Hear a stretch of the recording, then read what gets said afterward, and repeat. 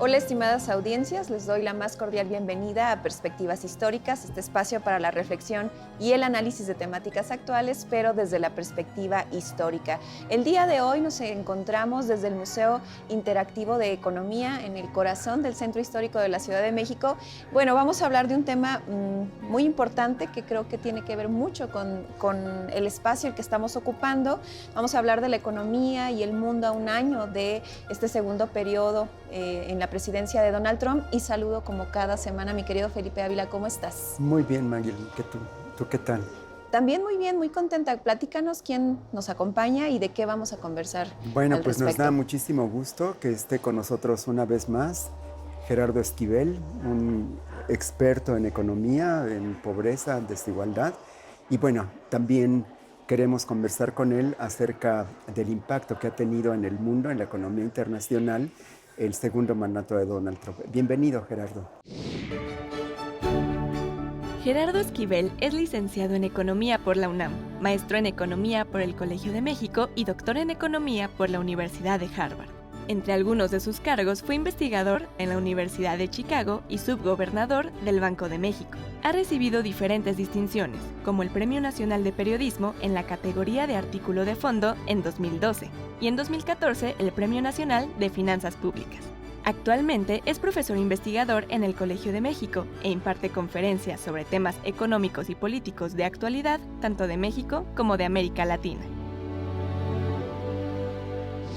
Muchas gracias por la invitación. Gerardo, apenas cumplió un año de Donald Trump en su segundo mandato presidencial, pero parece que ha pasado muchísimo más tiempo. Desde el primer día que tomó posesión, la serie de medidas que anunció, sus 100 órdenes ejecutivas y la guerra arancelaria que comenzó muy pronto, pues han sido una conmoción a nivel internacional, prácticamente un terremoto. Es una política muy agresiva en lo comercial, también en lo discursivo. Es además una estrategia de seguridad nacional que ha definido que todo el continente americano es su reserva estratégica y que tiene el derecho del mundo, el derecho de mantener el control, no solamente militar y político, sino también económico y de los recursos naturales. Ha dicho que es necesario un nuevo corolario a la doctrina Monroe, que lo ha definido como el corolario Trump. Y bueno, lo que queríamos preguntarte, Gerardo, es desde el punto de vista de la economía y del comercio internacional, ¿qué impacto ha tenido con todas estas disposiciones? Sí, efectivamente es un año apenas, pero parece mucho más, Sí, por lo que toda la disrupción que ha generado en distintos ámbitos. ¿No? Lo que el presidente Trump le parece gustar mucho es justo ser el gran disruptor de la vida mundial, política y económica, ¿no? Ha actuado en distintos ámbitos. De las primeras cosas que hizo fue lanzar su Día de la Liberación, le llamó, porque parte de esta idea un poco absurda de que el resto del mundo abusa de la economía de Estados Unidos por la vía del comercio. Y entonces le llamó la liberación para decir que finalmente Estados Unidos rompía esas cadenas a las que estaba atado con el Organismo Internacional de Comercio, la Organización Mundial de Comercio es el nombre correcto, y que establecía una serie de regulaciones, y él básicamente lo que anunció fue que estaba dispuesto a romperlas, como muchas otras reglas que ha roto, ¿no? Otra de las reglas que rompió fue el TEMEC, el acuerdo de libre comercio que tiene firmado con Estados Unidos, con México y Canadá, que él mismo promovió, recordemos, en su primer periodo. Él en su primera presidencia denunció el Telecan, que es el acuerdo que teníamos originalmente, firmado desde 1994. Él decía que era el peor acuerdo comercial de la historia y por eso promovía una revisión, y el resultado de eso fue el TEMEC, y también lo violó básicamente desde los primeros días cuando empezó a imponer aranceles a Canadá y a México, y luego se ha retractado, los ha vuelto a imponer, nos ha puesto en distintos ámbitos. Pero esos son solo algunos casos. La parte arancelaria, y está la parte política, ¿no? Su intento por controlar otras dimensiones de la vida económica y política de América Latina, el secuestro del presidente Maduro, su intervención ahí, su corolario Trump, que básicamente el mensaje que trata de mandar es que en esta geopolítica en la que está involucrado otras grandes potencias como China y Rusia, básicamente Estados Unidos quiere mandar la señal de que el control de América Latina sigue estando bajo la hegemonía estadounidense, ¿no? Son las cosas que ha intentado hacer en este primer año, y eso es la gran disrupción que ha generado a nivel económico y político. Gerardo, hablando de uno de esos puntos que tú mencionas, que son los aranceles, que creo que es algo que lo tenemos más claro. La última amenaza fue lo relacionado con el envío de petróleo a Cuba, ¿no? Y creo que eso ha modificado un poco el vínculo que tenemos con Cuba en materia petrolera. Y en ese sentido, preguntarte, por un lado, ¿cuál ha sido el impacto y el posible éxito que quizá él busca con los aranceles o no? O sea, desde la lectura de los especialistas en economía y lo que está aconteciendo a lo largo de este año y poquito más que ya lleva en su mandato Donald Trump, realmente está desplazando a China con estas medidas, ha logrado esa relocalización que en el discurso lo sigue sosteniendo. ¿Cuál es la lectura que a un año podemos hacer de estas medidas arancelarias que no solo ha impuesto a México, sino a todo el mundo? Sí, en realidad, digamos, el objetivo que él buscaba alcanzar no lo ha logrado. Sí. Lo utiliza como un instrumento de presión política, ¿no? Cada vez que hay algo que no le gusta, dice, vamos a poner aranceles a este país por esta razón. Y anuncia números muy grandes que luego termina siempre reduciéndolos, negociándolos, en fin. Sí hay aranceles hacia muchos países, eso sí hay que decirlo, incluyendo China, Brasil y otros países. Hay aranceles a México y Canadá en segmentos muy específicos, en acero, aluminio y en un componente de los autos que no se produce en la región.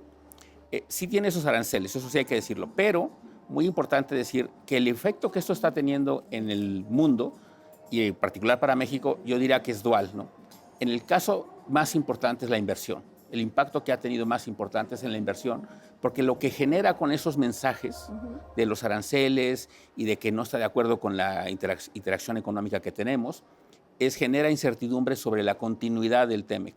Y esa incertidumbre, como muchos inversionistas extranjeros sobre todo, quieren venir a México para tener acceso preferencial al mercado estadounidense, eso hace que haya incertidumbre y no estén invirtiendo, y eso explica, por cierto, parte del bajo crecimiento de la economía del año pasado. Ese es un efecto. El otro efecto es muy curioso porque es muy heterogéneo. En la parte de comercio, que uno pensaría que los aranceles iban a reducir el comercio entre México y Estados Unidos, ocurre un fenómeno heterogéneo en el sentido de que como le tiene aranceles más altos a nuestros competidores, China y Brasil, por ejemplo, entonces nosotros tenemos una posición relativa mejor. Yeah. O sea, estamos peor todos porque todos tenemos aranceles, pero nuestros aranceles son más bajos que los del resto del mundo. Y eso nos da una ventaja relativa. Por eso, el año pasado, un poco contra muchas expectativas, México se volvió el principal socio comercial ya de Estados Unidos, por encima de China, Canadá, etc. Entonces, ahora estamos curiosamente vendiéndole más productos a Estados Unidos, y el objetivo del presidente Trump, que era reducir el desequilibrio comercial con México, de hecho se ha acentuado. Claro. Lo único que sí ha pasado es que en algunos sectores específicos donde tenemos aranceles, como ya decía, acero, aluminio y en la parte automotriz, eso sí se ha visto un poquito afectado. Pero el resto de la economía estamos exportando más que antes, y entonces el desequilibrio comercial se ha aumentado para Estados Unidos en beneficio nuestro, y eso es de hecho un poco lo que nos ha ayudado en algunos sectores industriales concretos. Gerardo, ¿y cuál ha sido la reacción de los otros países y de las regiones, de los bloques comerciales? Porque le ha impuesto aranceles prácticamente a todo el mundo. El desconcierto inicial de los grandes bloques, de la Unión Europea, de países que tienen un fuerte peso en el comercio internacional, la negociación bilateral que establecieron con Estados Unidos, cada uno de ellos también, finalmente llegó a una negociación que es lo que prevalece ahorita en el mundo. Pero, ¿cuál crees tú que sería la estrategia que están buscando seguir la Unión Europea, los conocidos como BRICS, China, la India, Brasil, Mercosur? ¿Qué escenario ves tú con las relaciones de esos bloques económicos con Estados Unidos para el futuro inmediato? Sí, la respuesta ha sido muy heterogénea a nivel mundial, ¿no? Por ejemplo, Europa trató de responder un poco a los aranceles, pero no lo logró hacer. Digamos, en algún momento se dio cuenta que era dañino para ellos mismos y empezaron a bajar su respuesta agresiva. Lo mismo pasó con China y lo mismo pasó con la India, por cierto, que acaban de anunciar una reducción en los aranceles mutuos entre la India y Estados Unidos. Quizá la postura un poquito más agresiva, digamos, sería la de Carney, en Canadá, que ha desafiado, digamos, lo que está haciendo Estados Unidos y ha dicho, yo me voy a empezar a buscar otra ruta y voy a empezar a buscar acuerdos comerciales que no tenía con otros países, otras regiones, y también ha dicho, de hecho, hizo un acuerdo comercial pequeño, pero un acuerdo comercial con China, que ha sido sujeto también de las críticas de Trump, ¿no? Pero ha sido muy heterogénea en esas respuestas, pero todo el mundo está consciente que la guerra arancelaria es algo que no nos conviene a nadie. Entonces, más bien lo que ha empezado a ocurrir es una distensión, bajar los aranceles. Incluso en el propio Estados Unidos ya están discutiendo quitar los aranceles a Canadá, por ejemplo. El Congreso justo discutió eso recientemente, el Congreso de Estados Unidos. Y entonces estamos en ese proceso porque todo el mundo reconoce que los aranceles son perjudiciales en general para los consumidores, para los países. Estamos en un proceso, digamos, de revisión de esa política. Vamos a hacer una pausa para ver una cápsula que hemos preparado. Desde su fundación en julio de 2006, el MIDE se convirtió en el primer museo interactivo del mundo dedicado a la economía. Su vocación ha sido acercar a niños, jóvenes y adultos a conceptos económicos y financieros de manera accesible y lúdica, demostrando que la economía es parte esencial de la vida diaria. Ubicado en el antiguo convento y hospital de los Betlemitas, edificio del siglo XVIII diseñado por Lorenzo Rodríguez, el museo también resguarda un patrimonio histórico invaluable. Restaurado por el Banco de México durante 12 años, este inmueble fue declarado Monumento Histórico en 1950. Y hoy, con la renovación, se vuelve a presentar como un espacio vibrante que une historia, conocimiento y convivencia. En 1950, el edificio fue declarado Monumento Histórico. Pasó por un proceso de restauración coordinado por el Instituto Nacional de Antropología e Historia, que duró alrededor de 15 años. Con casi 250 años de existencia, el edificio del antiguo convento de Betlemitas ha cumplido diversas funciones, desde convento, hospital y casa de los frailes de esta orden, hasta escuela, cuartel militar, vecindad y ahora museo. En 1990, el Banco de México concretó la compra de diferentes lotes del inmueble. En 1993 comenzó la obra de restauración. Y en 2006 abrió sus puertas el Museo Interactivo de Economía.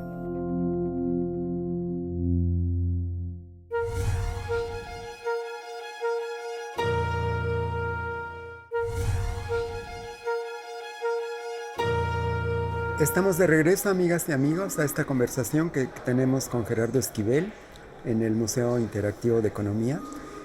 Gerardo, desde que anunció su guerra arancelaria Donald Trump, la respuesta de los mercados financieros internacionales fue de una enorme inestabilidad. Todas las bolsas de valores del mundo se desplomaron. Eso fue algo que tuvo que considerar para moderar su agresividad inicial. Y en distintos momentos en que ha vuelto a hacer lo mismo, porque de la guerra que trae contra todos, también tiene guerras parciales contra algunos, sobre todo de los que considera que son sus principales competidores y amenazas. Y también de la oferta inicial muy agresiva de aranceles muy elevados, la reacción de los mercados internacionales y también dentro de Estados Unidos lo ha tenido que moderar. Sin embargo, se decía hace algunos meses que el efecto de todas estas nuevas medidas iba a causar una recesión o una alta inflación en Estados Unidos o un desequilibrio en las cadenas productivas. Y también en las últimas semanas hay algunos análisis en donde están sorprendidos por la resistencia que ha tenido la economía de Estados Unidos ante esta nueva situación mundial. Ha seguido con su intención de subordinar a la Reserva Federal de Estados Unidos, reducir su relativa autonomía, y mucha gente está preocupada por lo que estas nuevas disposiciones que están creando ya un nuevo escenario, cuáles van a ser las consecuencias, no inmediatas, pero sí en el mediano y largo plazo, porque está minando lo que habían sido los fundamentos sobre los que se había desenvuelto la economía y el comercio internacional. ¿Qué piensas tú con relación a estos problemas? Sí, no, como bien dices, las amenazas iniciales eran muy agresivas y poco a poco ha ido moderando su postura en muchos casos, ¿no? Recordemos que quizá el costo más importante que ya tiene la economía mundial y en particular Estados Unidos, tiene que ver con la pérdida de valor del dólar. O sea, el dólar, como la gran moneda hegemónica mundial, ha perdido valor. Por eso quizá la gente hoy en México se sorprenda de saber que el tipo de cambio está donde está, que es 17 pesos y 20 centavos por dólar, alrededor de eso, cuando hace unos meses estaba alrededor de 20, ¿no? Entonces, pero eso no es tanto la fortaleza del peso mexicano, sino la debilidad del dólar contra todas las monedas del mundo. Entonces, ese es el primer efecto más importante para Estados Unidos, una gran debilidad de su moneda. Y eso es parte de lo que lo ha moderado, algunos efectos. Por ejemplo, las otras cosas que lo han moderado son las caídas de las bolsas, el aumento de las tasas de interés que pagan los bonos de largo plazo de Estados Unidos, que eso, como Estados Unidos tiene una enorme deuda con el mundo, cuando suben las tasas de interés, sus costos se encarecen mucho y todo le preocupa mucho. Cada vez que ocurre eso, que ha ocurrido ya un par de ocasiones, un cierto desequilibrio en el mercado financiero muy específico de los bonos de largo plazo, inmediatamente se echa para atrás. Fue el caso, por ejemplo, reciente de Groenlandia. Cuando anunció lo de Groenlandia, recordemos, ya no ha vuelto a hablar de eso, porque empezó inmediatamente a generarse una preocupación mundial sobre eso y en el mercado financiero. Y el tercer factor que lo detiene es, obviamente, las encuestas en Estados Unidos, electorales, que eso ha ido en su contra y del Partido Republicano, y eso lo está conteniendo. Pero sí hay efectos reales y financieros, ¿no? Creo que el caso más evidente es el tema del dólar. Y Gerardo, para ir cerrando esta conversación, que me parece más que pertinente, tú como economista, como analista, no solo de la economía mexicana, sino a nivel global, ¿ves un escenario multipolar? Es decir, pensando en todo esto que ya hemos estado conversando a lo largo del programa del día de hoy, Estados Unidos controlando el continente americano y su economía, China en Asia, Europa y la Unión Europea en África, y el caso ruso. ¿Cómo hacemos esta lectura pensando que pues quienes nos ven no son especialistas en economía, pero sí hay una preocupación respecto a estos temas? Sí, no, yo creo que la parte, digamos, la multipolaridad que acabas de describir se va a reflejar más en lo político, ¿no? Con las controles, injerencias e incidencias geopolíticas, no tanto en lo económico por una razón, ¿no? Por ejemplo, en el caso del continente americano, el principal socio comercial de prácticamente todos los países de Sudamérica no es Estados Unidos, es China. Entonces, una vez que ya ocurrió la globalización, ya es muy difícil revertirla por completo. Entonces, vamos a vivir en un mundo donde la injerencia política de las grandes potencias va a seguir siendo regionalizada posiblemente, pero la parte económica es un poco heterogénea, ¿no? Por esto que acabo de decir, como decía antes, Sudamérica depende mucho de China porque le vende muchos, lo que se llaman commodities, ¿no? Muchos productos agropecuarios, minerales, etcétera, a China, dependen crucialmente de eso, y esa dependencia económica seguirá existiendo porque Estados Unidos no les compra tanto a ellos. Entonces, va a ser una mezcla de factores económicos y políticos, pero sí con una multipolaridad. Yo lo veo en lo político, no tanto así en lo económico. Gerardo, ¿y cómo ves a México en este escenario? Bueno, en este escenario México lo que creo que tiene que hacer es reconocer las circunstancias complejas que estamos viviendo. Creo que estamos inexorablemente vinculados a la economía de Estados Unidos por nuestra cercanía, por nuestra identificación de políticas, incluso también con nuestros valores de alguna manera en términos de política liberales. No digo que en todo coincidamos, obviamente hay diferencias, el caso de Cuba es uno de ellos, por ejemplo, pero hay muchas similitudes en muchos aspectos, creo que estamos vinculados a eso. Creo que nuestro futuro económico va a estar vinculado a la región de Norteamérica. Hay quien cree que nuestro futuro se puede abrir hacia los otros países y yo creo que hay que mantener el comercio con otros países. Necesitamos diversificar nuestro comercio, necesitamos fortalecer la infraestructura. La razón por la que no diversificamos el comercio es porque no tenemos una muy buena infraestructura.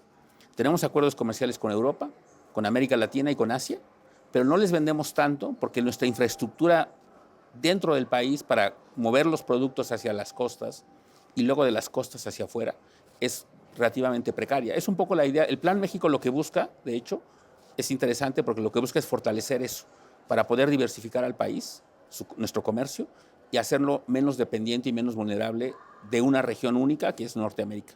Pero por lo pronto, inevitablemente vamos a estar vinculados a esa región y creo que lo mejor que puede hacer es que se ratifique el TEMEC, eso sería lo ideal, y que podamos integrarnos un poco más para ser una región más competitiva frente al resto del mundo.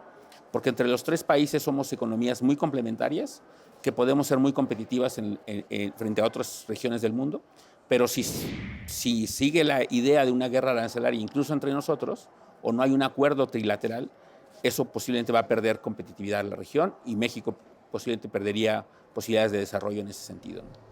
Muchísimas gracias, Gerardo, por esta conversación que creo que es muy pertinente. Gracias, Felipe. Y bueno, antes de despedirnos, queremos hacerle una invitación a que vean una cápsula de una nueva sala que está aquí en el Museo Interactivo de Economía sobre secretos financieros. Así que vayan a ver a Caro con esta cápsula y nos despedimos y nos vemos la próxima semana en Perspectivas Históricas. ¿Te preocupan el dinero, las inversiones, los pagos de tu tarjeta de crédito? Si te sientes identificada o identificado con este sentimiento, no te puedes perder la nueva sala del Museo Interactivo de Economía, Secretos Financieros, lo que nunca dijiste sobre el dinero. Uno de los ejes de este museo es la toma de decisiones. Por eso el objetivo de esta nueva sala es que reflexiones sobre la relación emocional que mantienes con el dinero y nos confieses qué es lo que sientes cuando haces tus finanzas.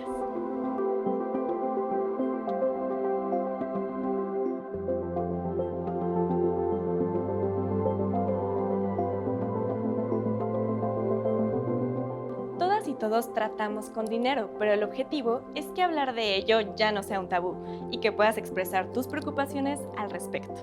Así que te invitamos a que vengas al MIDE a visitar la sala Secretos Financieros que va a estar hasta el 30 de abril.